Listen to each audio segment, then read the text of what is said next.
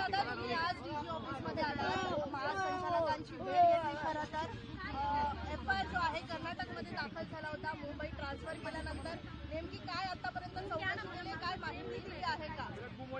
एक तर आयजी साहेबांना आम्ही सर्व जाऊन भेटलो, डीजी साहेबांना, आणि डीजी साहेबांना भेटल्यानंतर एक तर पुरी केस त्यांना कमी वेळामध्ये सांगण्याचा प्रयत्न त्या ठिकाणी आम्ही सर्वांनी केला. आणि तो करत असताना अधिवेशनामध्ये काय झालं हे त्यांना माहीत होतं, कारण का डीजीपी साहेब स्वतः अधिवेशनामध्ये उपस्थित होते. जेव्हा मी प्रश्न उपस्थित करत होतो, सीएम साहेब जेव्हा उत्तर देत होते, आणि त्यांना मी प्रश्न हाच केला की एफआयआर जो कर्नाटकाकडनं आपल्याकडे पाठवण्यात आलेला आहे तो तुम्ही बारामतीला पाठवलेला आहे का सीआयडीकडे पाठवलेला आहे? कारण का अधिवेशनामध्ये उत्तर देत असताना सीएम साहेबांनी तो सीआयडीकडे आम्ही पाठवू असं सांगितलं होतं. त्यांनी आम्हाला सांगितलं की आम्ही तो सीआयडीकडे पाठवलेला आहे. पण बोलत असताना आम्ही म्हणालो की त्याची एन्क्वायरी नाही तर त्याचा तपास कशा पद्धतीने त्या ठिकाणी होणार. ते म्हणले तपास हा तसं बघितलं तर नंतर होत असतो, आधी आपल्याला त्याची शहानिशा त्या ठिकाणी करावी लागते. त्यामुळे कुठेतरी तो जो एफआयआर आलेला आहे तो आम्ही सीआयडीकडे पाठवून त्याची एक प्रॉपर एन्क्वायरी त्या ठिकाणी आम्ही करू. आणि मग एन्क्वायरी झाल्यानंतर त्याच्यामध्ये काय आम्हाला गोष्टी सापडतायत त्याच्यावर आम्ही पुढे जाऊन त्या बाबतीत काय करायचं असं त्या ठिकाणी ठरवू, असं तरी त्यांनी तिथं सांगितलं. म्हणजे आमची जी अपेक्षा होती की एफआयआर हा स्वीकारला गेला पाहिजे, एक्सेप्ट झाला पाहिजे, तसं काय झालेलं दिसत नाही.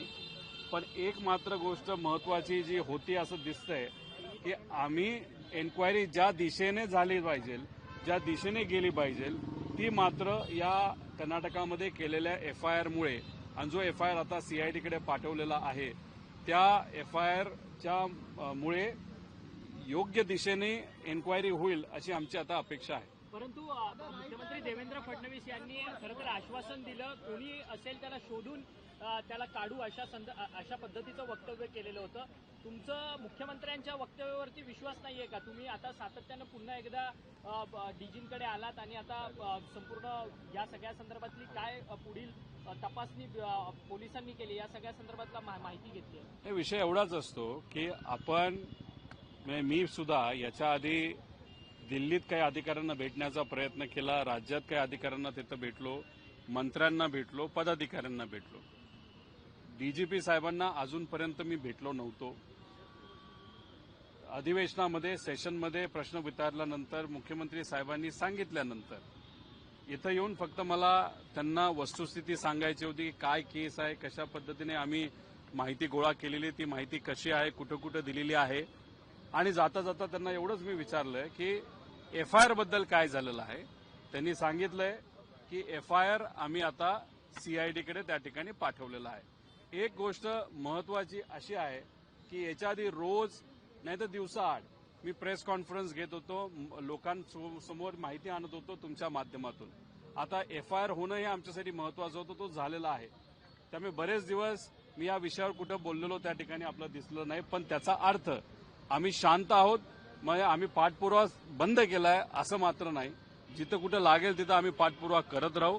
आमच्याकडे जी कुठली माहिती मिळेल ती माहिती त्या अधिकाऱ्याला, त्या विभागाला तिथं आम्ही देत राहू. परंतु क्रिमिनल अँगलने या सगळ्या विमान अपघाताचा तपास होणार आहे का? त्या सगळ्या संदर्भात डीजींची काही चर्चा झाली, डीजींनी काय उत्तरं दिली? बघा, पूर्वी एडीआर जो आहे म्हणजे ऍक्सिडेंटल डेथ रिपोर्ट, तो रिपोर्ट असा असतो की ऍक्सिडेंट झाल्यानंतर माणूस कशामुळे, माणसाचा मृत्यू कशामुळे झाला याच्यावर तो एडीआर काढला जातो, त्याच्यावर तपास चालू होता.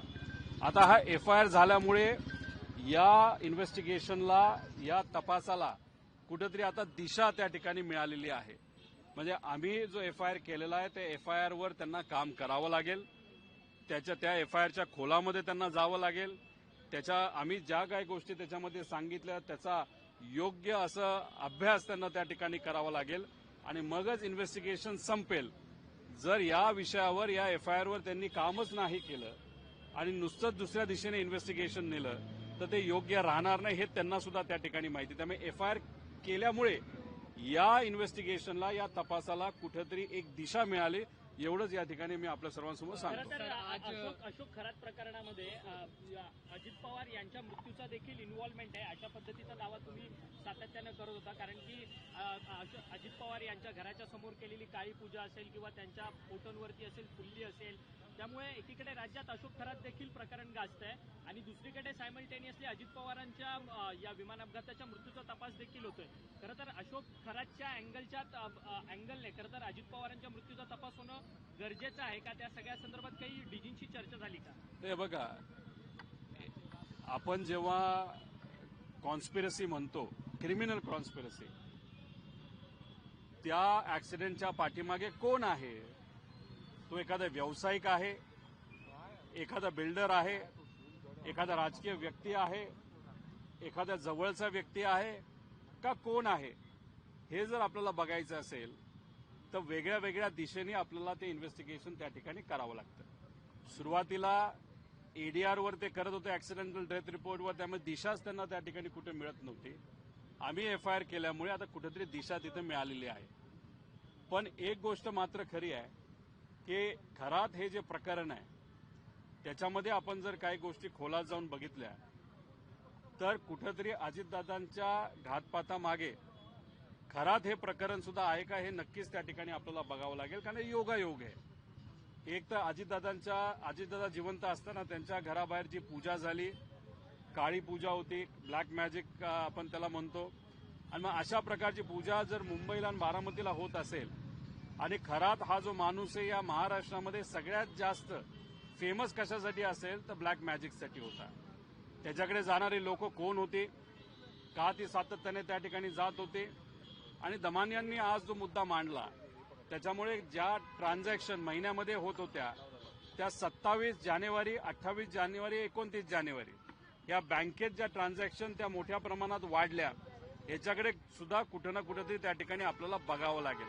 त्यामुळे क्रिमिनल इन्व्हेस्टिगेशन करत असताना खरात हा अँगल हा आपल्याला दुर्लक्ष करून चालणार नाही. त्या अँगलमध्ये बघावं लागेल. त्यात आर्थिक व्यवहार सुद्धा मोठ्या प्रमाणात खराताच्या प्रकरणामध्ये झाले होते, कारण का हवाला मोठ्या प्रमाणात खरातांच्या कार्यालयाकडनं त्यांच्या बँकेतून त्या ठिकाणी तिथं होत होता, दुसऱ्या देशात त्या ठिकाणी होत होता. त्यामुळे मग अजितदादांच्या ऍक्सिडेंट मागे नाही तर घातपातच्या मागे खरात नाही तर खरातच्या जवळची काही लोक आहेत का, आणि त्याच्या मागचं कारण काय हे नक्कीच त्या ठिकाणी शोधलं पाहिजे. अंजली दमन यांनी एक आरोप केलेला आहे की शिंदे म्हणजे एकनाथ शिंदे यांचे देखील 17 कॉल्स आहेत आणि सुषमा अंधारेंनी अशी माहिती दिली आहे की त्यांची का नाही चौकशी केली जात आहे, त्यांच्यावर का गुन्हा दाखल पण ते जे काही नंबर आपण बघितले त्याच्यामध्ये भाजपचे पण बरेच नेते आहेत ना. मग इन्व्हेस्टिगेशन करत असताना सगळ्यांचंच इन्व्हेस्टिगेशन तुम्ही त्या ठिकाणी लावा. तर बघा, दमानिया मॅडमली जे काही मुद्दे पुढे आणलेले आहेत, एक तर त्यांच्याकडे सीडीआर कसा आला हा एक फार मोठा प्रश्न आहे. पण ठीक आहे, त्यांच्याकडे तो आला कुणी पाठवला हा वेगळा विषय. त्यामुळे सीडीआर कसा आला त्याच्यावर इन्व्हेस्टिगेशन व्हावं, सहसा तो कोणालाही मिळत नाही, कारण तो इंटरनल रिपोर्ट आहे. पण ठीक आहे, त्यांच्याकडे तो आला, तो दाखवला, त्याच्यामध्ये काही नावं आली. आता मग तुम्ही इन्व्हेस्टिगेशन करत असताना फक्त पार्टी आणि चेहरा बघून न करता तुम्ही प्रत्येक व्यक्तीचं इन्व्हेस्टिगेशन त्या ठिकाणी करावं. आणि तिथं पूजेला कोण कोण आलं होतं, कशा प्रकारची पूजा झाली, आम्हाला हे कळालं की तिथं लोकांचा सुद्धा बळी दिला गेला असं कुठेतरी आम्ही ऐकलेलं आहे. मग तो कोणासाठी दिला गेला, त्याच्या मागे हेतू काय होता, अजितदादांच्या ऍक्सिडेंट मागे, त्या पूजेमागे आणि पूजा करणाऱ्याच्या हेतूच्या मागे काही संबंध आहे का, हे सुद्धा त्या ठिकाणी बघावं लागेल. आणि त्याच्याचबरोबर महिलांवर जे अत्याचार झाले ते तर झालेच आहेत आणि त्यांच्या इच्छेच्या विरोधात झालेले आहेत. त्यामुळे मग महिलांची नावं पुढे न आणता सगळे व्हिडिओ त्या ठिकाणी बघून नेत्यांची नावं मात्र प्रसिद्ध तुम्ही करा. कारण का लोक सामान्य असतात, त्यांना बोबडीवाडी असतात, त्यांना काय कळत नाही. पण नेते जर तिथं जाऊन पूजा करत असतील आणि वेगळ्या काय कांड करत असतील तर नेत्यांची नावं मात्र क्लिअर कट इन्व्हेस्टिगेशनच्या योग्य पद्धतीने होऊन ती नावं मात्र त्या ठिकाणी पुढे आली पाहिजे.